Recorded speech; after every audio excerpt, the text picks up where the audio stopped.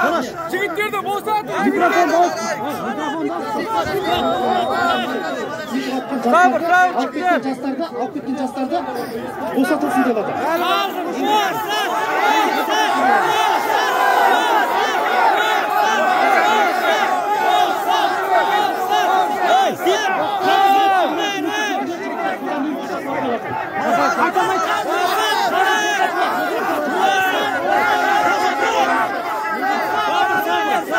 Mında kelsin olmasa. Halk var, her bir savundan oynayıp atkanları var. Halklar bu şekilde otkanlar var. Ya, maaş biz gireyonlar gel var. Bozattı deydiler.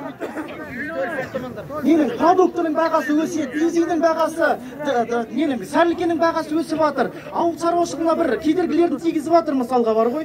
Соның бәрі бір жanaқты қылу керек. Халықтікі ғой бұл сөз. Халықтікі бар бұл сөз. Міне халықтың сөзі аға. Енді білетіңіз қарап отырсаңыз, бізде не жоқ, бізде бәрі бар мысалға.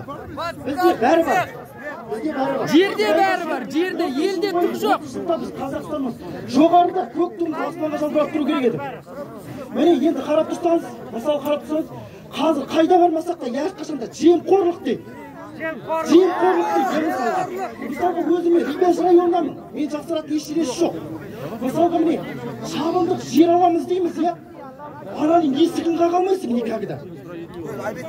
Ана мысалға, барлық мысалға бір нәрселермен айналысып қалғысы келеді. Әйтеуір бір кедергі шығады алдардың, жастардың. Міне, енді бидай жоқ емес қой, бидайға не істейді, бидайда не шығады, бидайдан нан шығады. Нанның бағасы 150 теңге тұр, смолда. Солай зарплатаны неге көтермейді бұл халыққа?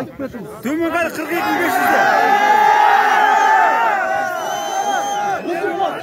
Талап, менікі ғана емес бұл талап. Бүкіл Қазақстанның талабы деп ойлауға айтуға болады. Тек қана бензиннің, газдың мәселесі ғана емес.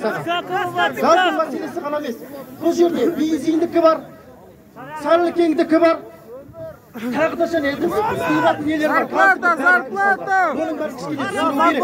Российский машина маркасы. Бензиннің бағасы көтеріледі ағайын. Зарплатадан бұрын көтеріледі ағайын. Алибаевқа сөздер. Алибаев сөйлесін.